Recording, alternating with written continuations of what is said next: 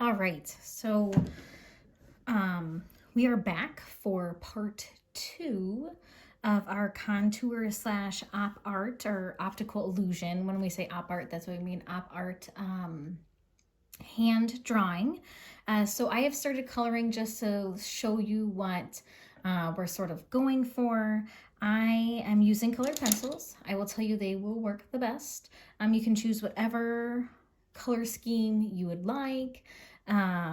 It really doesn't matter. I just chose 3 colors, yellow, purple, and blue.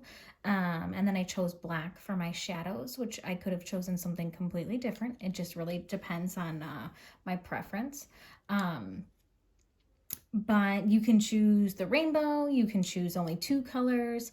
It'll work best if you have 2 colors minimum. All right, so and colored pencils will work better than markers unless you've got some really awesome markers at home that will blend a little bit better. But colored pencils are definitely the way to go. So I'm gonna do a couple of rows here to show you what I'm talking about. So I'm gonna start with my yellow because I am going in order. And I'm gonna just turn the page a little bit because it just helps me work a little bit easier. On these straight lines, I'm gonna press hard so that my color really shows up. All right, so while I'm doing this, I am making sure I am staying in the lines. I am, oh man, broke.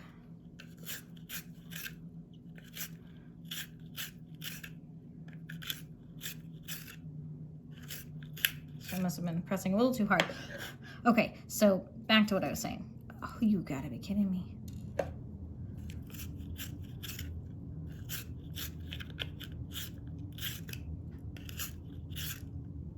Okay, just one more, and it broke again. This must be the sharpener. Must not be the best sharpener here.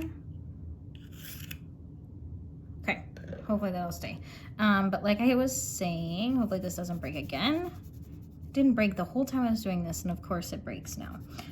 Stay inside your lines. You want to have neat lines, but as we go on these outside lines, it's colored in pretty vibrant and really nice and just opaque. So as I start to do the hand, I found that it's a lot easier for me if I do it super, super light all the way across. So when I do this, I am gonna use I'm gonna hardly touch my paper. You guys can probably barely see the color that I'm adding on here. I'm gonna hardly touch my paper, and I'm using little circles or bigger circles because I'm filling up that whole space because this is a pretty wide area here. But I'm using circles as I do it because it's just going to blend a whole lot better when I want to add the darker areas on. So super light, because you can always come back and make it darker, but it's a lot harder to come back and make it lighter. And what I'm gonna do is I'm gonna make it dark on these parts, and I'm gonna bring it into the light. And the reason why we're making it dark here is because when your hand goes down, you can see like it's darker on the edges of my hands. So I'm gonna come in on this side, make it dark to match the outside here. So I wanna make it dark to match here, and then do the little circles. And as I'm getting towards the middle, I'm lightening up. I'm not pressing as hard, so it gets to that same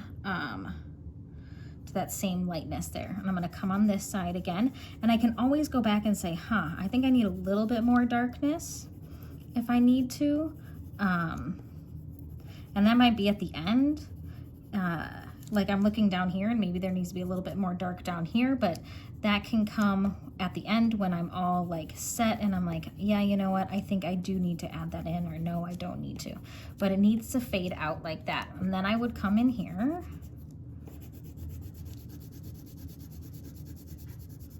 and I would fill this in with my color. Really nice and vibrant, staying inside the lines. So I would do that.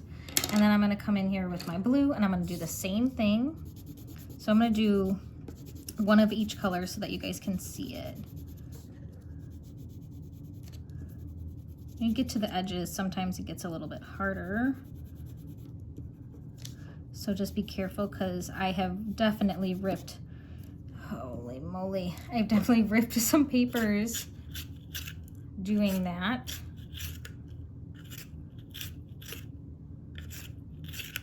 The sharpener, not the best, huh?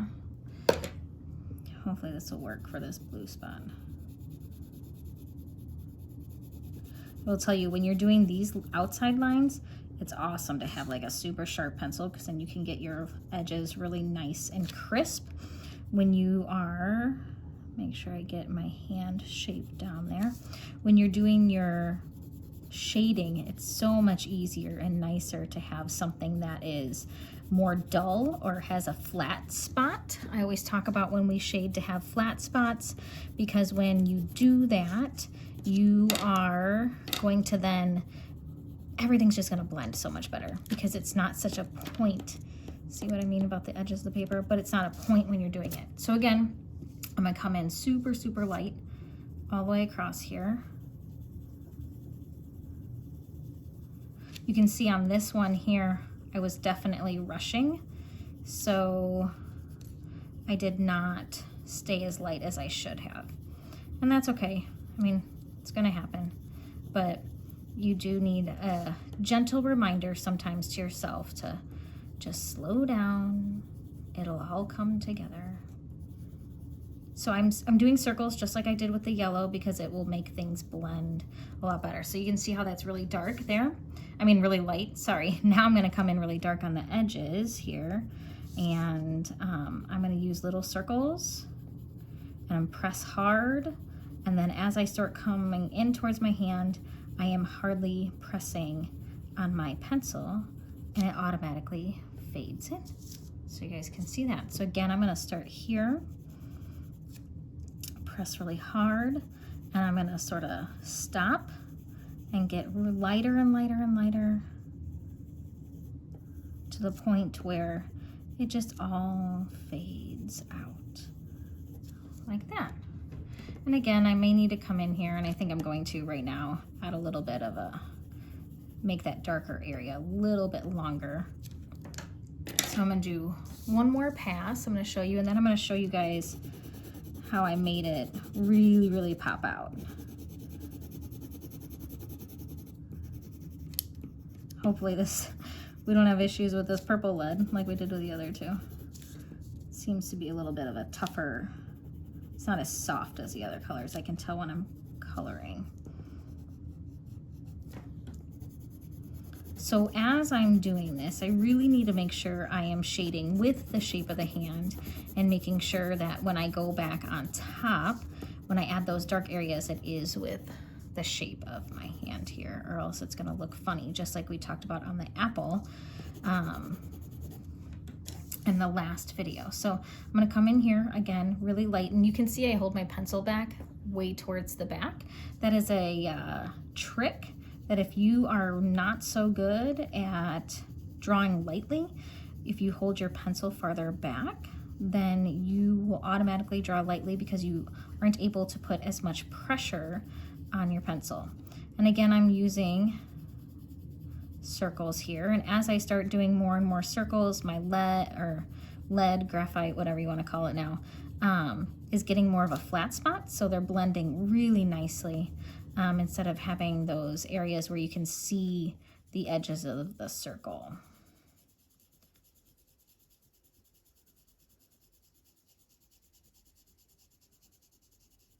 Okay, so really light.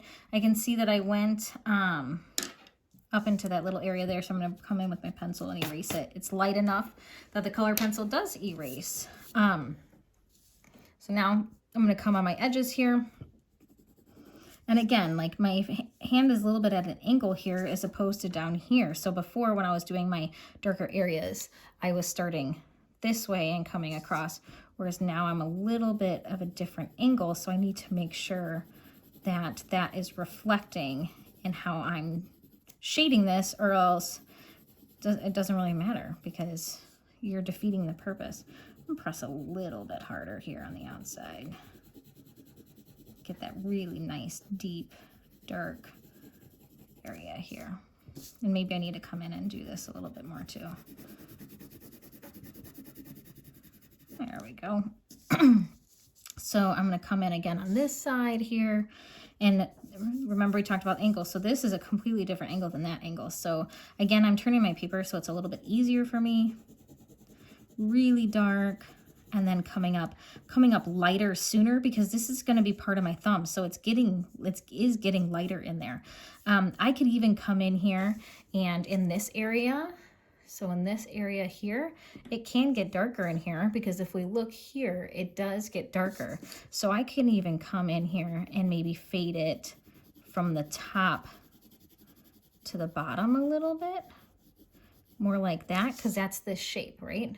It's like this. It's a nice concave. So I can come in here and shade it like that. And then this would be shaded as well to show that that's part of my hand that goes down.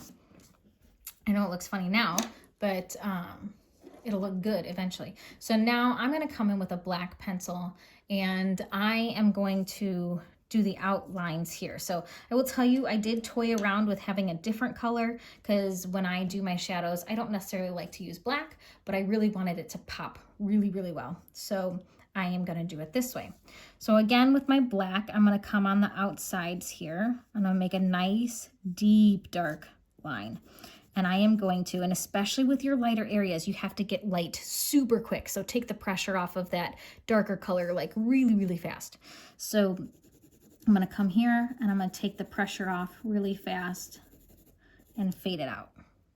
And I'm going to come here and I'm going to bring that black up onto my hand. And again, taking that pressure off really fast. I'm going to come to this side and do the same thing. Really nice dark line here following my hand, and I'm going to dark and then lighten up really fast. As you do this, you can make sure that you're blending with the things around you. You don't want it to look too different. Come in here and lighten it up really fast.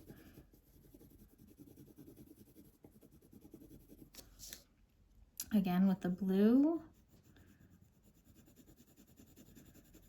And I do like to do each stripe at a different, like together, instead of doing like yellow to blue and then blue to purple, because you have to press different for each color because yellow is way lighter than the blue, and then the purple is just different than the blue because of the softness of that graphite like we just talked about. So if I do it all the same, it's not going to look that good. So I have to take it step by step and do it each one, because then I remember and it looks better because I know how much pressure to put onto the pencil. Come in here, do the same thing, lighten it up. I get sort of frustrated. I don't know if you guys can see, but there's a little like lighter area there where the texture of the table is showing through. Sometimes that's super frustrating. So I'm not going to add any dark here. I will here on the inside part here, but not here right now because it's going to fade out just like it's dark and fades out here. So I'm not going to add any black there, but you can see I'm coming in on each side, making that dark area. I'm still using my circles when I am blending. Works so much easier if you use circles to blend. And I know it looks like I'm going up and down, but I promise you I'm using little circles. And then blending it out, making sure I'm keeping with the contour of my hand here. And I will say, like, I need a little bit of a darker purple in here because you can't even see that it's like faded out. It just looks like this black blob, which is not cool. So just bringing that out a little bit more. All right, so I am not going to bore you with the rest of this. I will finish this and we will come back. But this is what your next step is. Your next step is to take that color and make your hand really pop. And sometimes it's good to sort of not look at it for a little bit so that you can come back with fresh eyes and say, okay, did I do a good job doing this? Do I need to make it lighter here, darker a little bit more? Like I'm looking at mine right now and thinking maybe I need to make the sides a little bit darker coming in so that you can really see this light area in here, because I think it's getting lost a little bit. But that is what you guys are doing, and I know you are super excited to see the final piece. So I will get to that, and I'll see you when we're ready. All right, so we are back, and you can see I finished my hand now.